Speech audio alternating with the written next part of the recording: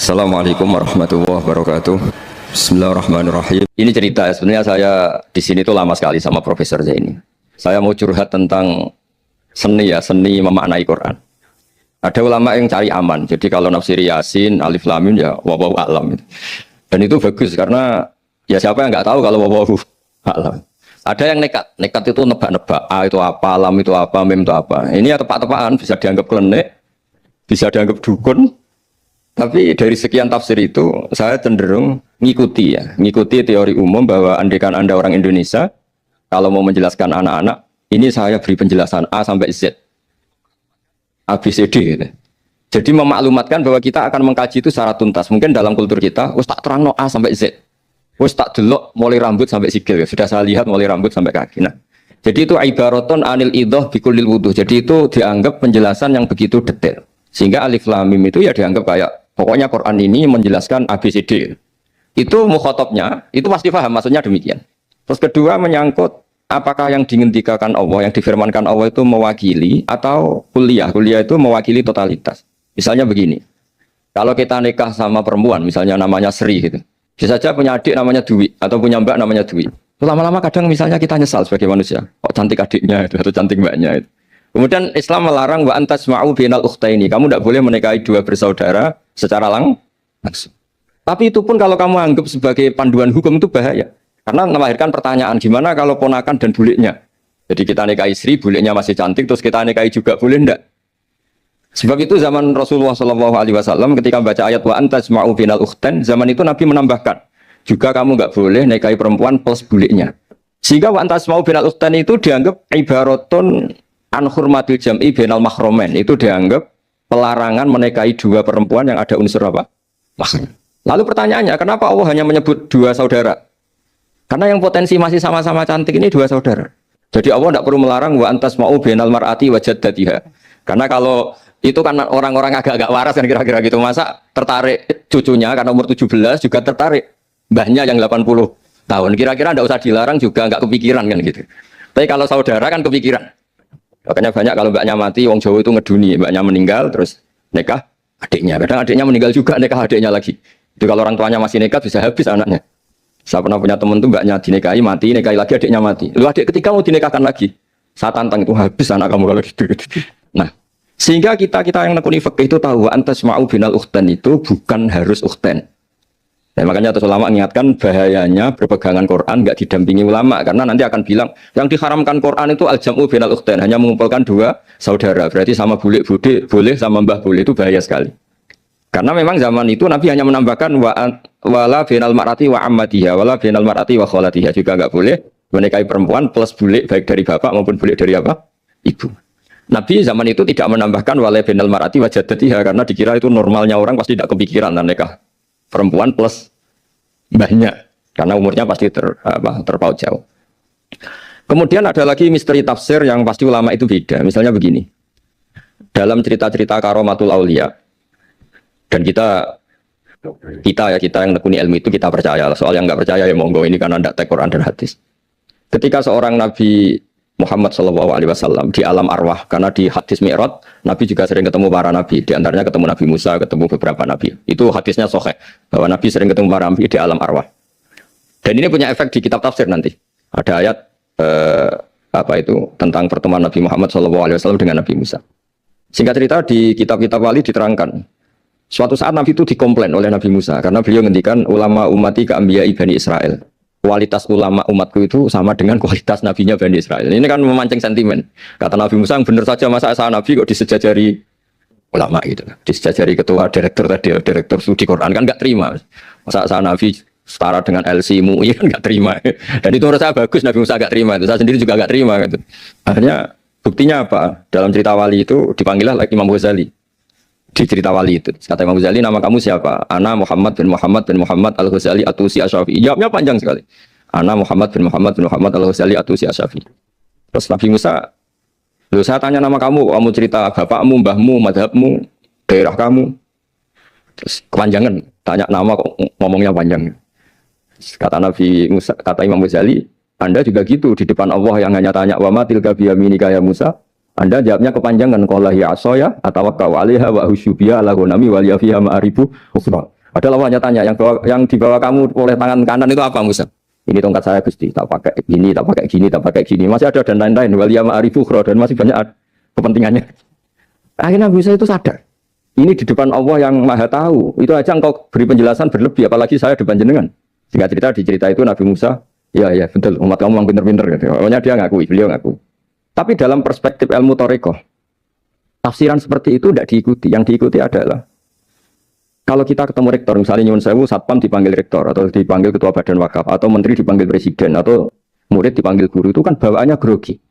Dan mulai dulu orang-orang bijak, saya kenangan saya dengan Kiai Haji Maimun Zubair dengan bapak saya sendiri. Orang-orang bijak kalau manggil santri atau bawahan dengan keadaan grogi itu mesti tanya yang nggak penting supaya groginya hilang.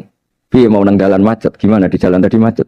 Gimana di daerah kamu musim apa? Setahu saya ulama-ulama top atau rektor atau siapa saja kalau yang bijak pasti nanya anak buah itu yang nggak penting dulu. Gimana lancar di perjalanan, datang jam berapa, sehat-sehat saja. Karena bawahan itu takut. Nah, ketika Nabi Musa ini takut, Allah itu ngikuti sunnahnya manusia. Kalau takut ya jangan tanya yang penting dulu. Kamu bawa apa? Ya dijawab, saya bawa tongkat Gusti. Jadi itu sebetulnya hanya ilmu psikologi bahwa kalau orang takut itu ya ditanya yang ringan-ringan. Lagi-lagi ini ilmu. Jadi analisis tafsir itu tidak ada selesainya dan semuanya butuh perangkat. Dan hanya perangkat itu adalah fitrah salimah. Makanya dikatakan Pak Rektor tadi benar bahwa orang bisa memahami Quran, kekuatan angin dengan cerita angin seperti ini. Tadi cerita Pak Suarsono Muhammad juga gitu, Suarsono Muhammad semuanya sama. Sehingga memaknai Quran itu baik dengan ilmiah maupun dengan fitrah salimah itu akan sama-sama menelurkan makna yang sahih. Asal berlandas riwayat yang sahih. Saya punya sekian cerita tentang ulama-ulama dulu kalau ngartikan ayat. Misalnya Imam Syafi'i, beliau nekuni fikih. Beliau menghentikan orang yang tayamum di tengah perjalanan padang Sahara yang karena tidak menemukan air, itu boleh tayamum kalau sudah tidak menemukan air. Syaratnya dia nyari-nyari dulu. Nyari-nyari dulu. Ditanya, kenapa harus nyari-nyari dulu padahal ini di padang pasir? Jawabnya Imam Syafi'i itu sederhana. La yuqalu liman lam yatlub lam yajid wa inna ma yuqalu lam ya'rif. Allah itu ngendikan falam tajidu ma'an. Kemudian Anda tidak menemukan air. Di mana-mana tidak menemukan itu setelah mencari. Kalau tanpa mencari namanya lam ya'rif, tidak tahu. Ketika Allah ngendikan falam tajidu ma'an, artinya ada sabqut tolab, harus mencari-cari dulu baru menyimpulkan tidak menemukan. Jangan langsung tayamum tanpa mencari. Karena Allah ngendikan falam tajidu ma'an. Kemudian kalian tidak menemukan air. Di mana-mana tidak menemukan itu ada mencari dulu sabqut tolab. Begitu di semua ayat. Nah, lalu saya mulai 2002 atau 2003 saya sering sama Profesor Zaini, beliau bahkan sering di kunteran saya di Wonokromo di Pelayaran. Kalau nggak tuntas dibahas dulu di bekas kantor rektorat ya, di atas itu. Saya di UI Pres di bawah, Pak Zaini di atas dan tiap hari ketemu. Saya intensif sama beliau itu ada 4 tahun makanya terjemah ini yang dulu saya ada ikut yang direkonstruksi hampir 40%. Karena berdebat terus. Terutama fikih.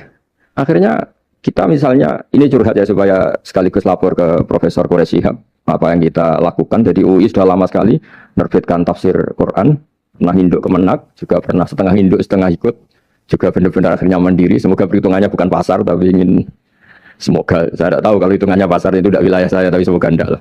Itu kita sering berdebat, itu tentang bolehkah memanfaatkan cerita Israiliyat untuk merekonstruksi ayat yang potongan dari cerita para nabi. Misalnya tahu-tahu kita ada cerita wahal ataka naba'ul khosmi istasawwarul mihrab istakhalu ala Dawud fa fazi'a minhum. Kata fazi'a itu maknanya kaget.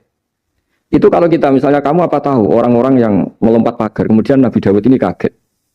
Itu cerita itu bisa terbentuk meskipun orang-orang banyaklah pakar-pakar tafsir yang anti Israiliyat. Tapi kita bisa maknai itu kalau misalnya kata kaget. Kenapa kaget? Nabi Dawud itu seorang raja, bahkan orang barat nyebut King David. Beliau punya 7 lapis pengawalan dan khusus kamar pribadinya itu tidak siapapun, tidak ada yang bisa masuk. Tapi tahu-tahu ada orang di situ. Makanya beliau kaget. Fafazi amin. Qalu la takhaf. Para orang-orang ini bilang atau kamu jangan kaget. Sudah tidak usah mikir kagetnya kata orang ini. Khosmani bakho ba'duna ala ba'din. Kita punya masalah sengketa dan Anda harus memutuskan sekarang. Singkat cerita si orang ini cerita, orang atau malaikat itu cerita. Ini saudara saya punya kambing 99. Saya punya satu aja kok diminta. Menurut Anda gimana? Tolong putuskan yang benar.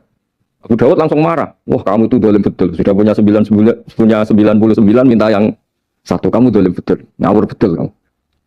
Oke, sudah deal gitu, sudah putus. Orang ini senyum-senyum santai terus hilang. Ternyata itu para malaikat. Terus wadon nadawu tu annama fatannahu fastaghfara rabbahu wal kharara awa anam. Di banyak cerita Israiliyat itu Nabi Daud itu istrinya 99.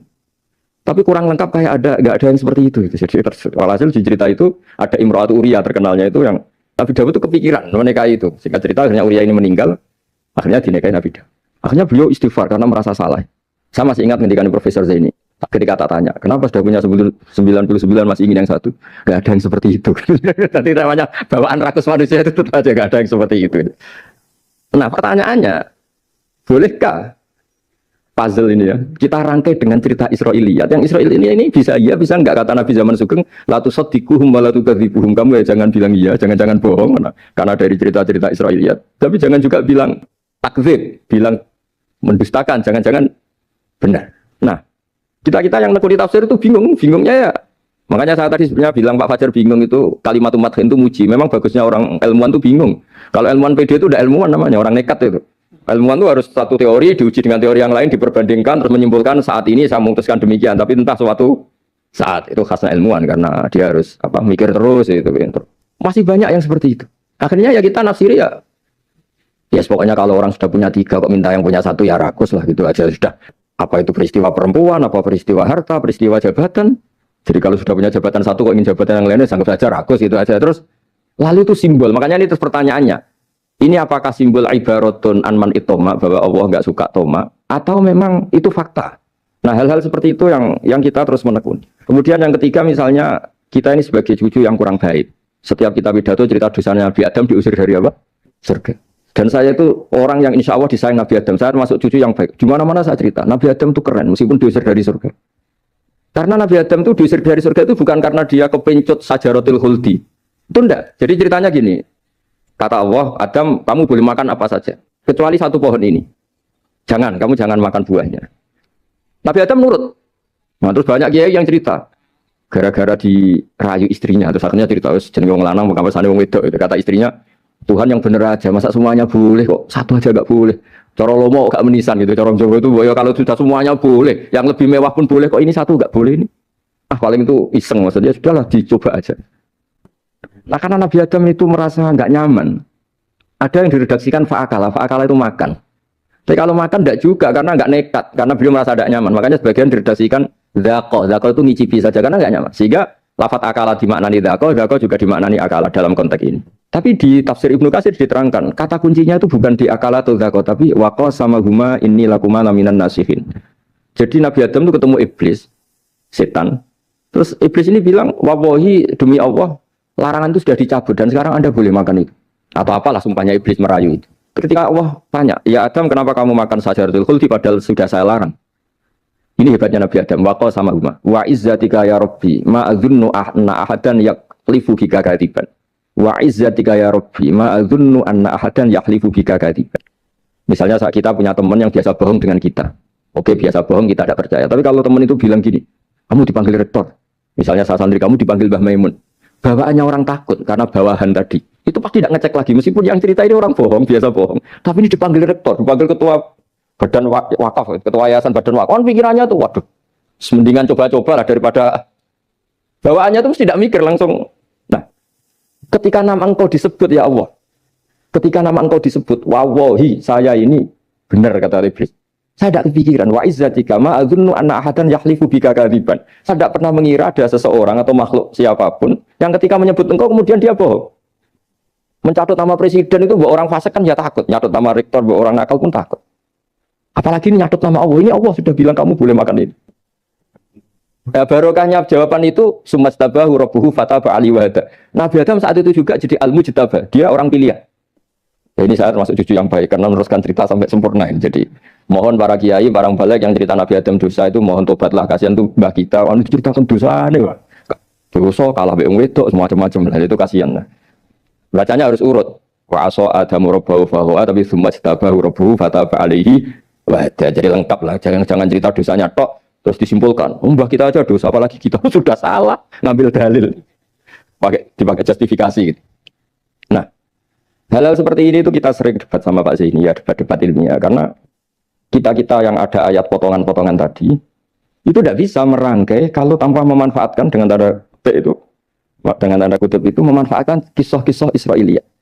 Karena bawaannya ini panjang. Saya beri contoh lagi. Kalau bal sawatat lakum anfusukum. Misalnya Nabi siapa bapaknya Nabi Ayub, Nabi Yusuf, Nabi Yakub. Nabi Yakub itu dirayu oleh anak-anaknya. Sudahlah, Yusuf itu kita ajak main. Singkat cerita walhasil karena mereka punya niat buruk, Nabi Yusuf itu dibuang di di sumur. Kemudian mereka datang wajah abahum isya ayyabkun. Qalu ya abana inna dhahabna nastabiqu wa tarakna Yusufa inda mata'ina fa akalahu dhi'ab. Ya kita ini main, Bah. Tapi ketika di hutan, kemudian Yusuf dimakan serigala. Dan mereka pura-pura nangis. Wajah abahum isya ayyabkun. Dia datang pura-pura nangis. Dan terus abahnya bilang, wah ini rekayasa kamu. Qala bal sawalat lakum anfusukum amra. Pasti ini rekayasa kamu. Nah, kata rekayasa di sini itu kita mikir loh, kok ujuk-ujuk Nabi Yakub bilang rekayasa itu gimana? Tapi barokahnya konstruksi cerita-cerita tadi kita tahu. Itu tadi gak ada kejahatan yang apa? Sempurna. Terus mereka kan latohu saubahu bidamin. Mereka itu melumuri bajunya Nabi Yusuf dengan apa? Darah. Seakan-akan Nabi Yusuf itu dimakan apa? Serigala. Tapi dia lupa menyobek-nyobek baju tadi. Makanya Nabi Yakub bilang, sopan nih serigala itu. Ketika mau makan baju anak saya disuruh nyopot dulu gitu. Peradabannya gitu. Nah, di sini kata Samuel itu ada konstruksi yang kita mau tidak mau pakai cerita tadi karena wong dimakan serigala kok bajunya utuh. Cek beretikanya serigala itu. Mungkin kuliah di UI. Jadi, nah kita ini nekuni itu. Jadi apa ya? Dan terus, nah kita akan cari aman. Artinya cari aman itu kalau tafsir atau terjemah berdasar Israiliyat kita nanti dimarahin orang banyak.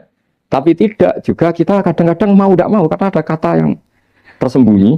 Yang mau tidak mau utuhnya itu kalau memanfaatkan Israiliyat tadi. Nah, makanya Nabi ketika ditanya, ya Rasulullah bagaimana dengan cerita dari Bani Israel itu. Dan Nabi ngendikan la tusaddiqu bala tukadzibu. Ya kamu jangan bilang iya, ya jangan bilang tidak. Tapi setelah kita nekuni tafsir, ya nekuni apa itu mau tidak. Yang terakhir sebagai matur kita ke Profesor Dr. Quraish Shihab, masalah fikih terutama yang mendesak. Quran itu kalau cerita fikih itu kan belum dibabkan dulu ya. Misalnya at-thalaqu marratan, cerai itu ya hanya 2. Cerai hanya 2 ini kan kita jadi bingung karena tahunya kita cerai itu sampai apa? 3. Akhirnya mau tidak mau kita membuat taksisul fikih, dasaran fikih. At-thalaqu marratan ay tolak sing yasihur rujuk, tolak yang boleh rujuk. Itu 2. Namanya raj'i. Kalau tolak ini raj'i wa bu'ulatuhunna ahaqqu biraddihinna, di masa iddah suami tadi maling berhak rujuk. Artinya orang lain enggak berhak karena ini masih fi hukmi zaujiyah. Dia masih dihukumi seorang apa? Istri. Nah, baru fa in talaquha fala tahillu lahu min ba'du hatta tankiha zaujan ghairah. Ini yang terus kemudian orang fikih menyebut tolak bain yang kalau itu terjadi si istri ini tidak halal bagi mantan zaujnya kecuali sudah dirasakan orang apa? Lain. Jadi terus kita ini mikir hatta tankiha zaujan ghairah itu ukurannya nikah itu apa? Mayoritas ulama bilang ukurannya nikah bukan sekedar akad tapi sudah dirasakan orang lain. Sudah ada hubungan intim. Memang harus bahasa vulgar ya, karena ini fikih. Ben kapok cara Jawa oleh nalak tenanan jebule ape balik bojone dirasakno wong liya. Kadang mukhalil ini kebablasan enggak mau ngelepas. Padahal dia kadang mukhalil order tapi kalau cantik terus menarik kan dia enggak mau lepas. Nah, pertanyaannya itu kan tapi ada mazhab yang meskipun syad yaitu yang mengatakan ya hanya akad sudah sah. Tapi itu di cara bahasa sekarang dibully banyak ulama disalahkan. Wong tujuannya itu bikin jera kok hanya akad kan enggak jera. Jadi mukhalilnya hanya akad, setelah akad nanti menceraikan itu sudah cukup. Itu disalahkan banyak ulama karena ketika peristiwa itu terjadi pada istrinya Rifa al-Quradi. Jadi di hadis itu ya vulgar. Ya Rasulullah saya ini istrinya Rifa al-Quradi. Kemudian dia mencerai saya, fabat tato lagi, tolaknya sampai habis. Kemudian saya nikah sama Abdurrahman bin Zabir. Di hadis ini bacanya bukan Zubair tapi Zabir. Abdurrahman bin Zabir. Tapi orang Arab itu ya agak-agak vulgar. Wa inna ma ma'ahu mislahu batis saw. Tapi alat kelaminnya tuh kiwir-kiwir. Nabi saya tidak mau. Ya. Terus Nabi tertawa-tawa di hadis itu ya. Kalau sama tertawa ini sudah sunnah Rasul. Karena mas di hadis itu fatabas sama dohikan. Nabi itu tertawa sampai Toro Jawa guyu ngakak. Fatabas sama dohikan. Bukan fatabas sama mutabut. Tapi di semua teks hadis fatabas sama dohikan. Nabi tertawa-tawa. Kamu ingin ya sama suami kamu yang pertama. Terus Nabi ngendikan lah. Hatta yadzuqa usailataki wa tadzukina usailata. Enggak. Sehingga kamu merasakan dia dan dia merasakan kamu.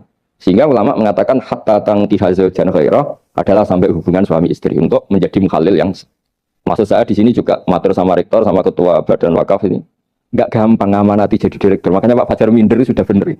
Mendingan noto sandal dari kanan jadi kiri, kiri jadi kanan gitu. Karena PR-nya itu besar dan nanti diaudit. Apalagi kalau dapat gaji lebih besar lagi. Makanya ini kalau bisa Pak Rektor, Pak Badan Wakaf ini nggak usah digaji supaya hisapnya ringan. Sudah keliru dapat uang kan berat hisapnya. Saya dulu tanya Profesor Zaini, bertahun-tahun saya kerja di itu nggak kepikiran gaji, sampai sekarang nggak kepikiran. Pak Zeni tahu kalau saya ikhlas. Saya bilang, kok ada orang ikhlas apa? Saya ini anak kiai, cucu kiai, ajaran paling pokok ya ikhlas. Sebetulnya bukan ikhlas banget, karena kalau digaji kok salah itu hisamnya berat. Nggak salah dapat gaji. Jadi mohon ini dipakai percontohan pertama. Ya ini kan kita saudara semua, relax saja lah. Dipakai percontohan apa? Pertama ada direktur studi apa Pak On tambah apa?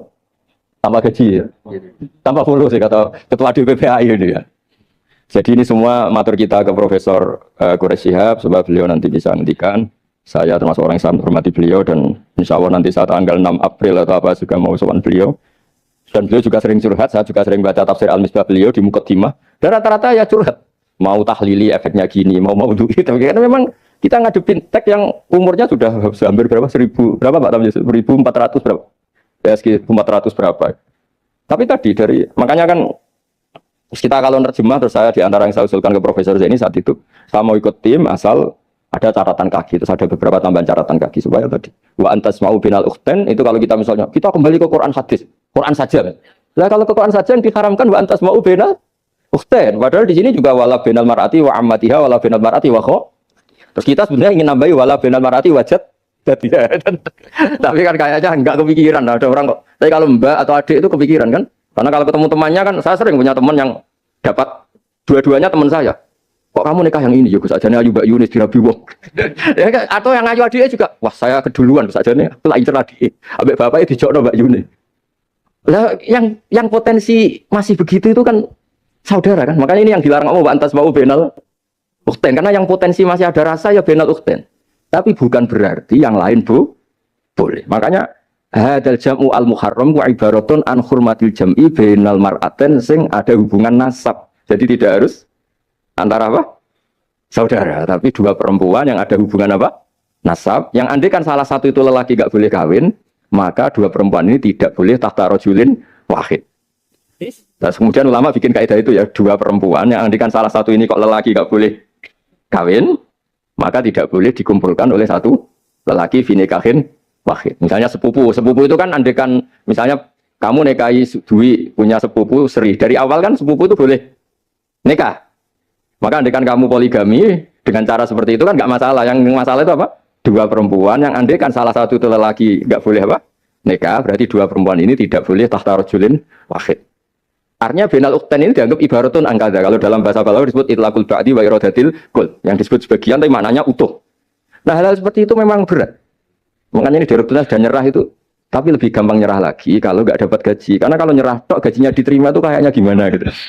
Nah ini tidak gojlok tapi etika. Ini urusan etika. Tapi kalau UI memberi tidak atas nama gaji, atas nama kasihan dia monggol. Nggih ngoten mawon. Assalamualaikum warahmatullahi wabarakatuh. Kulo badhe cerita menawi lelek kulo mboten ngertos mergi tuwa kulo umure. Dados riyen buyut Baiti niku ngapalno Quran dibiayai Mbah Hamzah Sato. Dados Sayyid Hamzah Sato niku Sayyid Ageng Al-Alim Al-Alama sing manggen teng Putih Sedan. Iku pernah dados kiparipun Kiai Zubaidi. Dados Mbah Baiti niku nate dididik dipondokaken dening Sayyid Hamzah Sato. Dados di antara sing diceritakan Mbah Mun teng manaqib Sayyid Hamzah niku jasane Sayyid Hamzah niku ndadosaken buyut Baiti niku ngantos apal Quran. Mbah Baiti niku bin Dimyati riyen, Mbah Dimyati niku santri alim dipek anak angkat Mbah Umar Harun. Terus ulama sarang Fiddaurisani riyen paling sepuh paling disepuhaken asmanipun Mbah Umar Harun. Mantunipun Mbah Ghazali. Niku Mbah Mun sering cerita riyen niku buyutem Kudus Kiai Maksum kepengin ndek mantu sarang. Terus buyut kula Hafsah nggih buyut lelek kula niki dipondokaken teng sarang. Riyen dereng enten pondok terus dititipaken tiyang terus dipacai ben ketok ayu dari ben santri sarang ku seneng niku sing radi duka istiad model sepundi. Alhamdulillah saya putu-putune pun pinter seneng tiyang niku pun barokah. Boten usah diwarai pun pinter. Riyen mboten enten pacaran, mboten enten WA, mboten enten apa, tapi singkat cerita niku terus buyut Hafsah niku dikersakno Mbah Umar dinikahaken anak angkat. Ini niku Mbah Dimyati. Dinikahaken Mbah Dimyati. Kiai Kudus itu ceritane orang pati terima berarti Mbah Dimyati itu tiang Banjar. Walhasil ngantos dites, riyen niku mentolo calon mertua ngetes mantu niku mentolo kan maca kitab iso ta ora. Terus cara dukun niku mandi ta ora. Riyen dites niku mentolo mertua riyen ora dikaco jan riyen. Asane kan mboten mentolo. Pergi khawatir nak alim mantune malah isen. Lah kata tiang-tiang ngeten iki mek mantu santri terus ngetes pinter mantune no. Dirofak dua cocer ya ora roh. Donyane dipek ya ora roh, sertifikat diwalekno ya ora roh terus ora dites. Walhasil singkat cerita terus buyut niku angsal kalian. Badhe nyati ini angsal Mbah Hafsah. Manggen teng Damaran niku riyen Damaran pondok sepuh. Teng biografi ini pun Kiai Maksum Lasem mawon nate ngaji Mbah Maksum Damaran. Niku ditulis resmi kalian Habib Haidar Mbah Mat.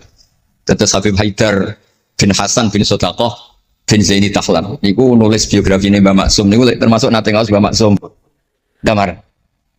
Mbah Soleh Darat yang terkenal gurune Mbah Hasim nggih nate ngaos Mbah Soleh Asnawi Damaran. Terus nak silsilah alim alamah niku nggih buyut-buyut lelek niki alim alamah. Seputune sing rapati sregep ku rapati wani cerita. Dan niku imma tawadhu wa imma engko darani goblok dari sing beber roh. Rasane niku mboten fair. Nggih nak buyute alim nggih dikakoni napa? Alim kersane nak sing goblok nggih isin utawi tawadhu napa lah pilihane. Wong goblok biasa ae. Nampa kodok koder. Salah satu nikah. Mboten kerasan deh tenggene putus Damaran. Mboten kerasan. Lah niku sing akhirnya tenggene balokan mriku tenggene Karas terkenali cerita niku buyut niku gadah Mbak Yu sing pun manggen teng mriku. Mbah Dim niku hasil manggen teng balokan niku tenggene Karas. Terus sering ditilihi Mbak Arwani niki kula cerita Duriyatam Praduha Mimab. Kula wingi ngisi khataman tenggene Yambuk Mbah kepanggih Gusulin, kepanggih Pak Arifin. Niku Mbak Arwani saking kultuse teng buyut teng Mbah Hafsah. Niku fi hayatiha gesowan. Ba'da wafatiha ge nate Mbah Arwani sowan teng saryanipun Mbah Hafsah sing derekno Pak Arifin Fanan. Mbah Ulin cerita teng kula pokoke abah nak nimbali buyutem besah. Besah lah, besah bibik Hafsah. Terus kula cerita teng lelek niki mergi kula ngundang lelek tapi tuwa kula, umure tuwa kula. Pengalamannya nggih top kula. Cara dhuwit nggih kata kula. Cara teng Jakarta niku nggih menteri-menteri sing dirohi nggih kula mboten lelen. Terus nak masalah kondang kula. Duka nak teng akhirat nggih kondang kula itu. Mboten niki mboten tasjek supados duwe nyali. Masa Pak Lek kalah mbek ponakan. Nak ponakan iso maca ikhya palike luwih iso. Nak ponakane ngawur ya palike luwih ngawur. Terus akhiripun niku seniki cerita. Terus Mbak Arwani sing ngoten terkenal Al-Muqri Al-Masyhur. Iku kultus kalian buyut kula namanya Hafsah. Saking kultusnya niku ngantos fi hayatiha wa ba'da wafatiha. Mbak Arwani sowan. Mulane kula teng Kudus ora dikeramat. Kula riyen setor teng Kudus teng Damaran niku setiap hari satu juz iki cek menangi dijak. Nyuwun sewu dijak khidmah Mbak Arwani nak dibusi Bandur Mutakin badhe mandi badhe wudu. Kula sering dijak teng kamar beliau. Dorong beliau badhe siram terus dipanasaken tapi beliau terus mun mboten saged mucal tapi tesese. Niki cerita tentang paling-paling kula boten badhe cerita kata-kata. Tapi kersane ngertos bahwa buyute niku keramat. Terus kereng. Dadi kula niku ora dijanggal bae lek Rahmani Wafi terus apian. Menawa ya kereng cuma nang ngarep ora wani. Buyut kula niku terkenal kereng. Pak Hafsah. Hasil terus gak ada anak barep Sofiyah niku sing buyut kula. Angsal Mbah Idrus Lasem. Wonten sing nyeluk Idrus. Alite namine Abdul Khalid. Riyen Lasem pondok kondang. Lane kula gak ada darah Lasem. Mbah Idrus niku bin Umar. Jadi nak Mbah Hamid Pasuruan Hamid bin Abdul bin Umar, Mbah Kula Fatimah binti Idrus bin Umar. Terus kondang, dia adik Badiah di garwa Mbah Mahfud. Jadi wong kondang teng Kajen. Terus Mbah cerita, nak kepengin kondang biasanya nambah Mbah Hafsah. Terus akhirnya walhasil keluarga sarang niku wonten sing diangsal Mbah Baiti ping kalih. Sing setunggal sing dados Mbah Ahmad, dados Mbah Madan. Terus asal usule biasanya Mbah Hafsah ben anak putune kondang. Ini ke kondang sedanten model teng Turki bareng gempa ramelok. Nah, itu jenis wong kondang. Jadi nak Turki sugih rono, nak melarat mulai. Niku pun pinter lah. Ini rame le Rahman, Yaman perang mulai. Oh nak damai rono meneh. Nah, ini gue pinter. Terus ini cerita mawon tentang lelek mungkin sakit. Dia pun kertas lah mungkin saking Ahmad. Kalau cerita ini salah atau kurang lengkap itu saling melengkapi. Sejelas niku buyut Dimyati yang bacar niku diregani teng sarang baru kayak alim. Dan niku delala kersane pangeran niku delala. Naskahipun Ki Umar Harun itu disarang di MBS Ulami mboten dicetak. Terus pokoknya mboten dicetak. Singkat cerita adalah kalau kepanggih ke Said terus beliau minta kalau kan ngedit naskahipun Mbah Umar Harun. Namanya Islah wa Al-Sunil Waro. Nadzuman Nahwu. Kados Alfiyah persis Alfiyah. Jumlahnya sekitar 800. Niku adalah ngantos dicetak niku kalau derek ngedit bahkan mungkin nggih namung ke Said kalian kula sing nggih sepuh derek ngantos.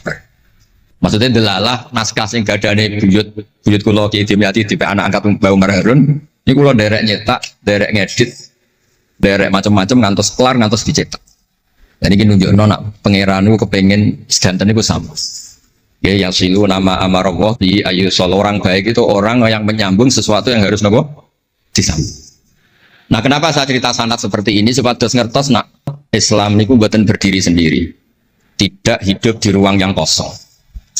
Nabi Muhammad Shallallahu Alaihi Wasallam, Mbah Mun sering cerita, kena opo kok hijrah teng Madinah? Mergo melok wong ora kepenak. Terus Nabi niku min jihadil ab niku Quraisy. Muhammad bin Abdullah bin Abdul Muthalib bin Hashim. Delalah pangeran ngersakno Said Abdullah badhe wafat niku tindak teng Yathrib. Terus gerah, terus dirumat mbek keluarga saking ibu. Keluarga saking mbak ibu saja ini, tapi tiang gampangnya ngomong saking ibu. Mulane Mbah Mun sering cerita wa kana qad ijtaza bi akhwalihi bani Adi min at-taifatin Najjariyah. Delalah Said Abdullah niku tindak teng Madinah terus dirumat kalian tiang Bani Najjar. Terus beliau teng mriko gerah. Terus gerah wa ma katafihim syahron saqiman yu'aduna sukmahu wasyaqwa. Gerah di rumah. Singkat cerita nganti wafat. Wafatnya teng perjalanan wangsul. Ketika Nabi pertama teng Madinah niku sing nyambut di Bani Najjar. Nabi paling nyaman difasilitasi tanah di saking Bani Najjar. Mergo niku akhwalu Abdul Muthalib. Tapi wong nak nyeritakno gampangane omong akhwalu Abdillah saja niku akhwalu Abdul Muthalib. Wis gampangane cerita niku wilayah Utara. Terus tiyang niku mboten saged ninggalno keluarga. Tenggene Mekah di rumah tiang Quraisy, tenggene Madinah di rumah akhwal keluarga saking ibu. Mulane Mbah Mun sering cerita nasab iku ya kok bapak sing pancer wali. Tapi nak sekedar keluarga niku nggih nasab dari ibu itu ndak bisa diabaikan. Mergi sing rumat Nabi niku wa kana qad ijtaza bi akhwalihi bani Adi min at-taifatin Najjar. Terus Nabi itu mboten saged hidup di ruang kosong. Kedah enten rencana Tuhan. Nah cara Said Ali niku ada khossatul qudrah. Terus rencana Tuhan ya, Nabi itu kalau di Mekah niku kumpul tiang-tiang sing umiyin terbelakang. Terbelakang ora rowan, umiyin niku ora rowan. Rowan ini penting kangge jaga originalitas supaya orang itu original. Tapi tidak ada kompetisi. Bareng teng Madinah niku wonten kompetisi. Ini sing peneliti. Kompetisi niku lucu, rada aneh. Sampai kitab Hayatus Sahabah niku nak critakno ngeten. Tiang Ansor niku tiang sing moh kalah. Moh kalah iku kepengin menang-menangan. Krungu wong Yahudi nak jagongan itu wah, kapan ya Nabi akhir zaman itu turun? Wes kapan pengurus Nabi turun itu kapan? Nabi akhir zaman. Barang dibakas-bakas tiap besar itu nguping. Lah nek wong rasane dikuping yo haram tapi mau setengah. Baru kayak nguping itu terus jare tiang Ansor layas bikunan aja sampai wong Yahudi ku luwih ketemu dhisik ning Muhammad ketimbang kita. Dia orang paling sopan ya. Walhasil terus moro teng Mekah. Digoleki wong sing sifatnya persis kados sing disebut yang nopo? Yahudi.